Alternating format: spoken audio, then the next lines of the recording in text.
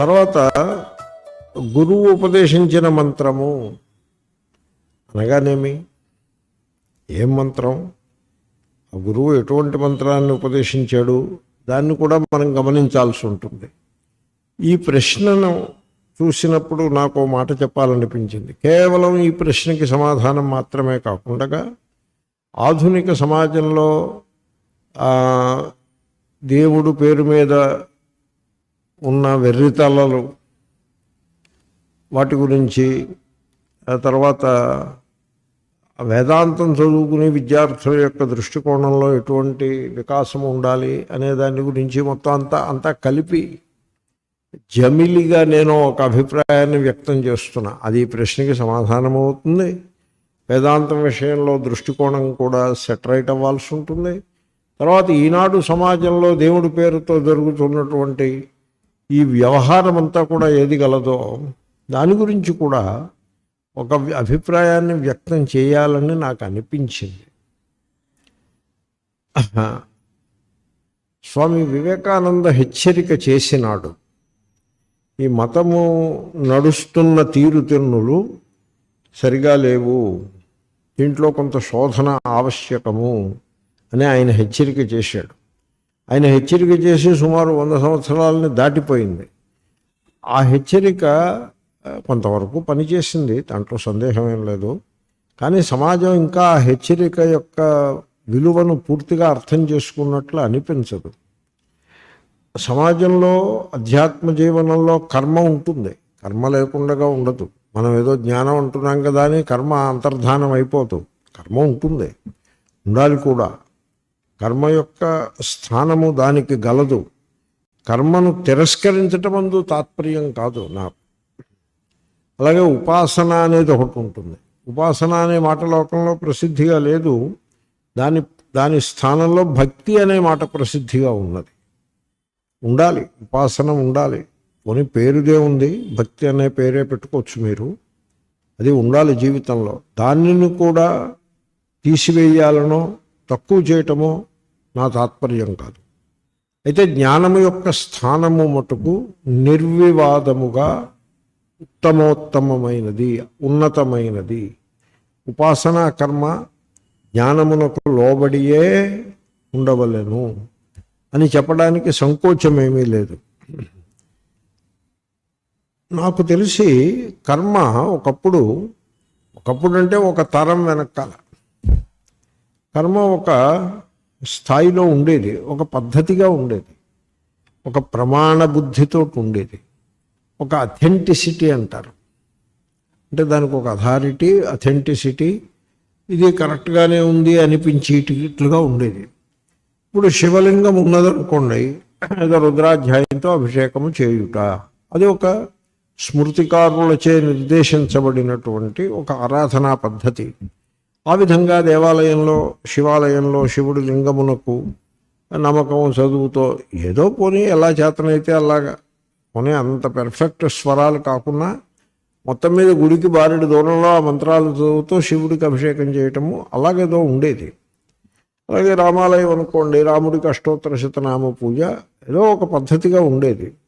అలాగే సత్యనారాయణ వ్రతము ఒక పద్ధతిగా జాగ్రత్తగా సకల దిక్పాలకులను ఆహ్వానించుట, ప్రతిష్ఠించుట, పూజించుట, సత్యనారాయణ స్వామిని ప్రేమతో పూజించుట, ఆ విధంగా ఉండేది. అయితే ఈ మధ్యకాలంలో వివేకానంద ఏది హెచ్చరించాడో అదే జరిగిందని అనిపిస్తోంది. ఆయన ఏమన్నాడంటే, కర్మ పిచ్చిగడ్డి పెరిగినట్టుగా పెరిగే అవకాశం ఉంటుంది మీరు జాగ్రత్త పడకపోతే అనో మాట అన్నాడు. సరిగ్గా అలాగే అయింది. ఇప్పుడు దేవాలయాల్లో భక్తులు, దేవాలయాల్లో కానీ ఇళ్లలో కానీ, లేక పెద్ద పెద్ద ఫంక్షన్స్ దేవుడి పేరు మీద జరిగేటువంటి ఫంక్షన్స్లో కానీ, లేక పెద్ద పెద్ద గురువులు ఏర్పాటు చేసేటువంటి మెగా ప్రాజెక్ట్స్ ఏవైతే ఉంటాయో వాటిల్లో కానీ అథెంటిసిటీ లోపించింది. అవి ప్రామాణికముగా ఉన్నాయి, పండితులు అంగీకరించే విధంగా ఉన్నాయి అని చెప్పడానికి వీల్లేని పరిస్థితి నిర్మాణమైనది. వెర్రితలలు వేస్తోంది ఈ కర్మకాండ అని చెప్పడానికి మనస్సు అంగీకరిస్తోంది, చెప్పదగ్గ మాటే అనిపిస్తోంది. ఉదాహరణకి 108 అడుగులు శివలింగాన్ని ఒకదాన్ని తయారు చేసి దాని చుట్టూ 1,00,000 రుద్రాక్షలు చుట్టి దాని మీద 1000 లీటర్ల పాలతో అభిషేకం చేశాము. ఆ శివలింగం ఎలా తయారు చేశారంటే ప్లాస్టిక్ షీట్స్తో తయారు చేశారు. ఎందుకంటే 108 అడుగులు అంటే ప్లాస్టిక్ షీట్స్ కాకపోతే ఇంకేముంటాయి, ప్లాస్టిక్ షీట్స్ లేకపోతే స్టైరోఫోమ్ ఏదో పెట్టి దానికి బ్లాక్ కలర్ వేసి 108 అడుగుల ఎత్తు శివలింగం, పక్కన లేడర్ ఒకటి పెట్టి దాని మీదకి గురు మహారాజ్ ఎక్కి ఆయనకి పాల బిందులు అప్పచెప్తుంటే ఆయన పాలు పారపోస్తూ ఉంటాడు దాని మీద. దానికి అభిషేకం అని పేరు పెట్టడం. ఏముంది, పురోహితులను నలుగురిని పిలిస్తే వాళ్ళకి చేతనైన మంత్రాలు వాళ్ళు ఏకరవ పెడుతూ ఉంటారు కింద నుంచి మైకుల్లో. ఆ విధంగా దానికి వాళ్ళు 1000 మందో 10,000 మందో జనం పోగొడ్డాం. ఇటువంటి ఆ కర్మకాండ యొక్క లక్షణాలు చాలా అవలక్షణాలు ఆరంభమయ్యాయి అని అనిపిస్తుంది. అలాగే దేవుళ్లకు పెళ్ళిళ్ళు అంటూ పెద్ద పెద్ద హడావిడి. తర్వాత దేవుని యొక్క ఆరాధనలో మిసోజినిక్ లక్షణాలు ప్రవేశించటం వివేకానంద స్వామి హెచ్చరించాడు.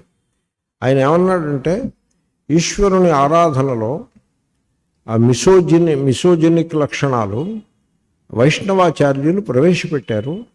తద్వారా వారు మతానికి ఒక అపకారమే చేసినట్లయినది అని రాశాడు ఆయన. ఆ లక్షణాలు ఉండేవి, ఆయన కాలం నాటికే ఉండేవి.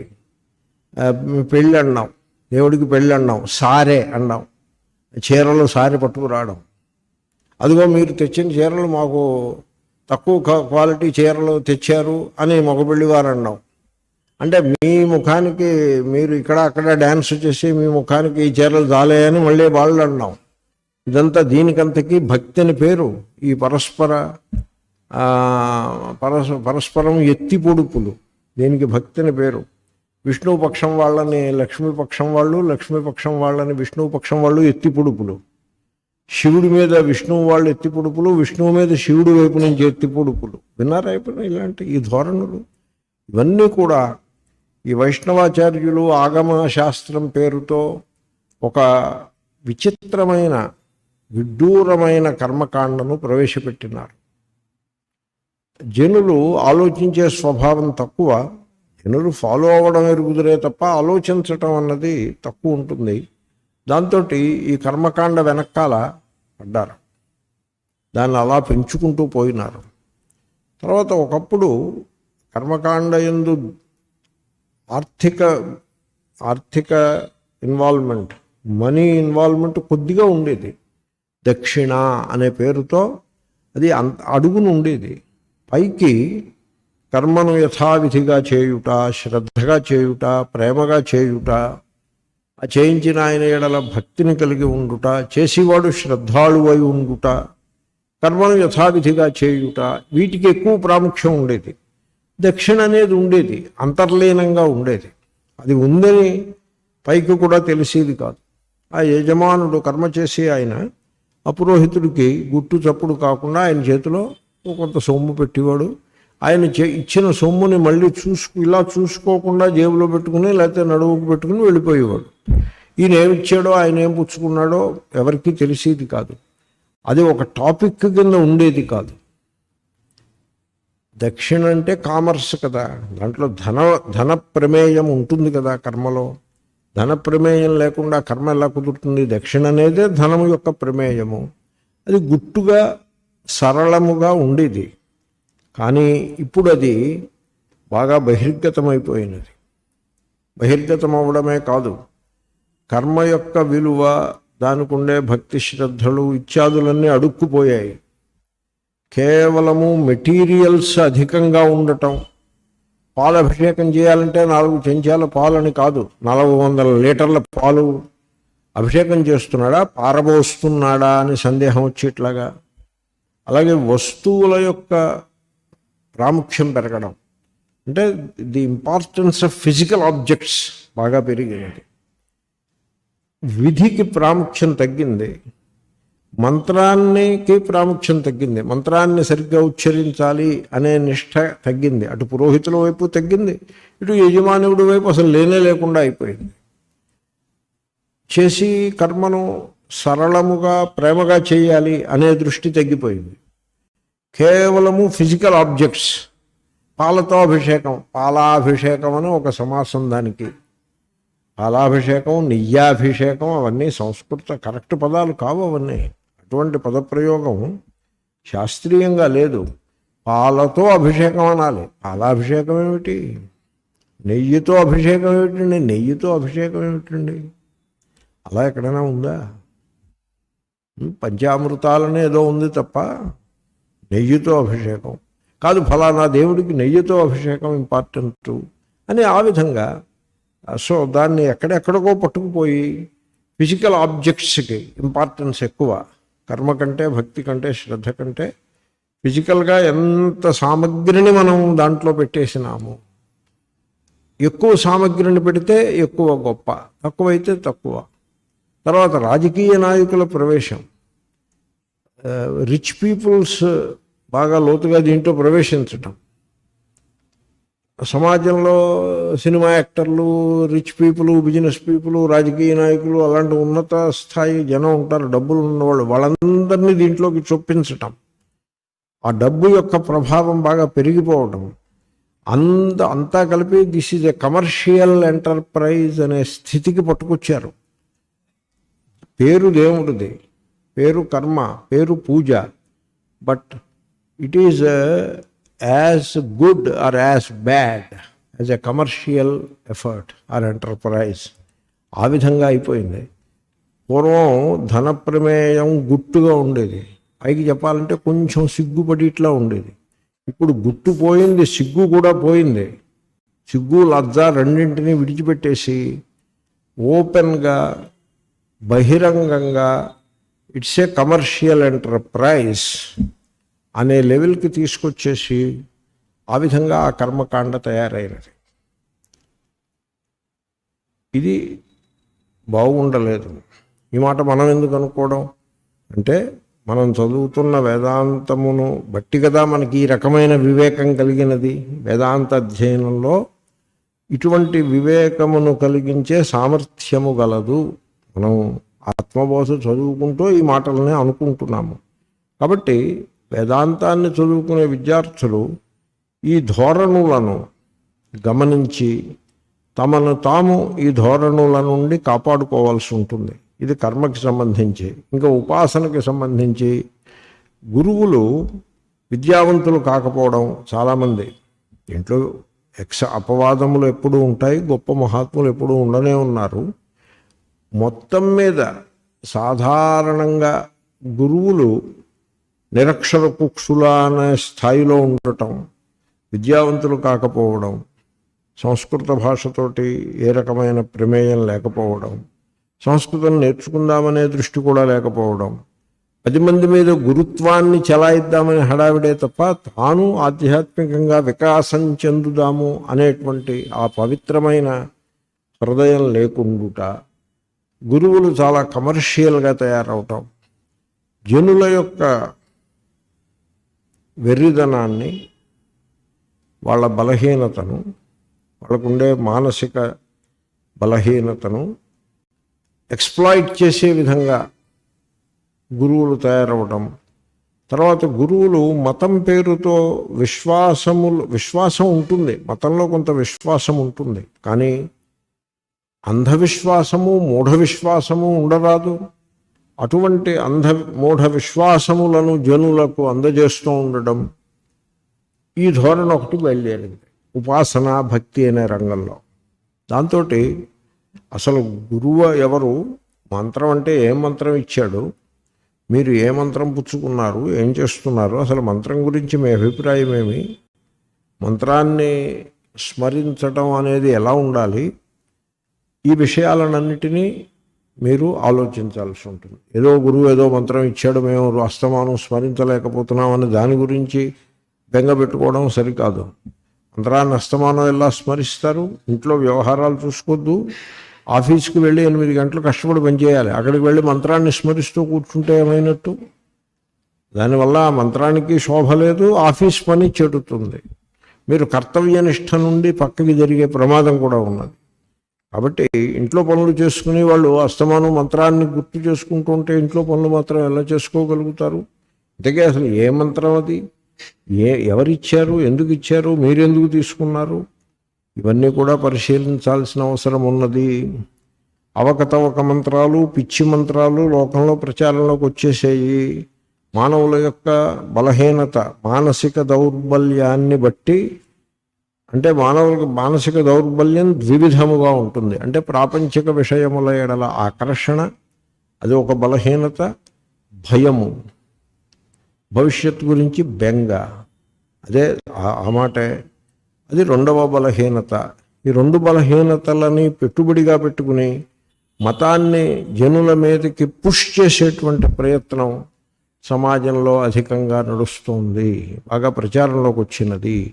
జనులు యథార్థమైన భక్తి యొక్క తత్వాన్ని తెలుసుకునే ప్రయత్నాన్ని మానివేసి, భక్తి అనగానేమి, అసలు ఉపాసన వేదాల్లో, ఉపనిషత్తుల్లో ఉపాసన యొక్క స్వరూప స్వభావాలు ఎలా ఉన్నాయి, ఋషి మునులు ఉపాసనను ఏ విధంగా బోధించినారు అనేది శిష్యులేం తెలుసుకుంటారు, గురువులే తెలుసుకోకపోతే. అంతా కూడా ఒక తొంబ కింద పోతోంది. గతానుగతికో లోక అన్నట్టు పోతోంది తప్ప సరైనటువంటి ఆలోచన పద్ధతిలో నడుచుటలేదు. ఆ కారణంగా మతం పేరుతో, భక్తి పేరుతో సమాజమంతటా కూడా అంధవిశ్వాసములు, మూఢ విశ్వాసములు బాగా ప్రబలినవి. మంత్రాల పేరుతో, గురువుల పేరుతో అంధవిశ్వాసాలు, మూఢ విశ్వాసాలై చలామణి అవుతున్నాయి తప్ప జనులను వికాసం వైపు, అంటే మానసిక బలహీనతను తీసేసి దాని స్థానంలో స్వావలంబనము, స్వాభిమానము,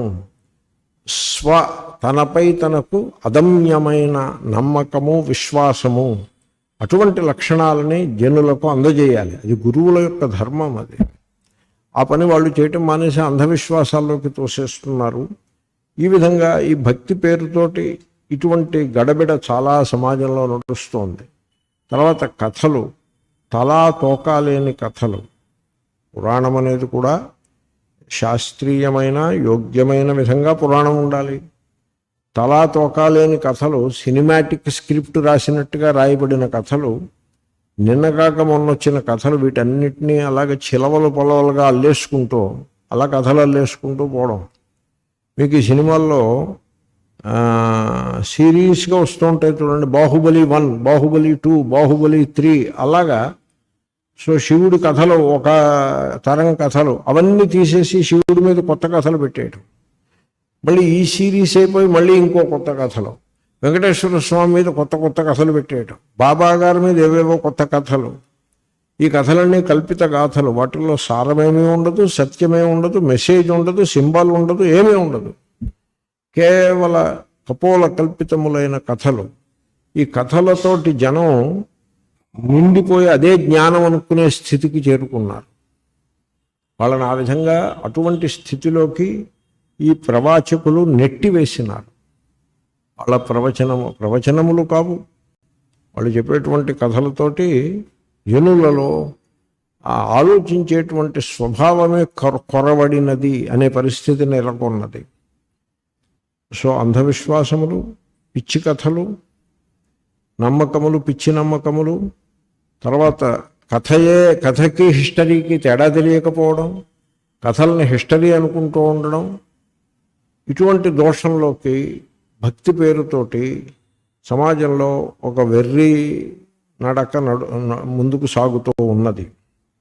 కాబట్టి విద్యార్థులు ఈ విషయాలన్నిటినీ పరికించవలసి ఉంటుంది. నేను ఈ మాటలన్నీ ఎందుకు చెప్పానంటే ఆ ప్రశ్నను చూస్తే చెప్పాలనిపించింది. తర్వాత ఈ మధ్యన ఒక ఆచార్యులు ఒకరు ఈ విధంగా ధైర్యం చేసి మాట్లాడారు. ఆయన మాట్లాడినప్పుడు నాకు అనిపించింది, ఈయన ఇంత బాగా ఈ విషయాన్ని ప్రతిపాదించినప్పుడు దీనిని మనం కూడా ఆత్మబోధ సందర్భంలో విజ్ఞులైన మీ వంటి వారి ముందు ప్రతిపాదిస్తే చూద్దాం. దాన్ని వారు ఎలా స్వీకరిస్తారో చూసినట్లయితే బాగుంటుందని అనిపించి చెప్పాను నేను. ఈ శ్లోకం కూడా మనల్ని ఆలోచింపజేసే శ్లోకం. సో మనం ఆలోచించాలి. అంతేకాని గుడ్డెద్దు చేలో పడిందనే ఓ సామెత ఉంది. ఆ రకంగా ఏవో కర్మలు, ఏవో ఉపాసనలు, ఏవో మంత్రాలు, తంత్రాలు, పూజలు, యాత్రలు అలాగ చేసుకుంటూ పోవడం అనే వెర్రి ధోరణిలో పడరాదు. ఏదో ఒక సైకలాజికల్ ప్రాబ్లం ఉన్న వారి లెవెల్లోకి వెళ్ళిపోకూడదు మతం పేరుతోటి. లాజికల్గా, రేషనల్గా ఉండాలి మతం కూడా. అటువంటి థింకింగ్ ఇచ్చేటువంటి గ్రంథము ఆత్మబోధ. ఆత్మస్వరూపాన్ని గురించి జనులు తెలుసుకోలేకపోతున్నారని నేను కంప్లైంట్ చేసి ఆమె ప్రయోజనం ఏమున్నది? కర్మ ఉపాసన అంత అధ్వాన్నంగా నడిపిస్తున్నారే, వాళ్ళు జ్ఞానానికి ఎలా వస్తారు? ఎన్నడూ రాలేరు. కాబట్టి ఆ కర్మను ఉపాసనను శోధన చేసి కొంత చీపురు గట్టబెట్టి తుడిచినట్టుగా కొంత కాలుష్యమును తీసిపారేసి దాన్ని సరళం చేసుకుంటే కానీ మీరు జ్ఞానంలోకి అడుగు పెట్టలేరు. ఇది కూడా గమనించదగ్గదే. చాలామంది ఆన్లైన్ వింటున్నారని మీకోసం చెప్పక్కర్లేదు, మీరందరూ మంచి విజ్ఞులు. ఆన్లైన్లో విని వాళ్ళకు కూడా ఈ మాటలు ఏమైనా మంచి ఉపకారం చేస్తాయేమోనని అనిపించి నేను చెప్పాను. ఈ పని నా వంటి సాధువు యొక్క బాధ్యత కాదు. ఎందుకంటే నేనేమి పీఠాలు పెట్టలేదు, ఆశ్రమాలు నడిపించడం లేదు, ఏమీ చేయట్లేదు. ఫ్రీలాన్స్ లాగా, సింగిల్ మ్యాన్ ఆర్మీ లాగా మిగిలి ఉన్నాను నేను. ఇది ఈ సమాజంలో ఈ సందేశం ఇవ్వటం నా పని కాదు, అది నా పూచి కాదు.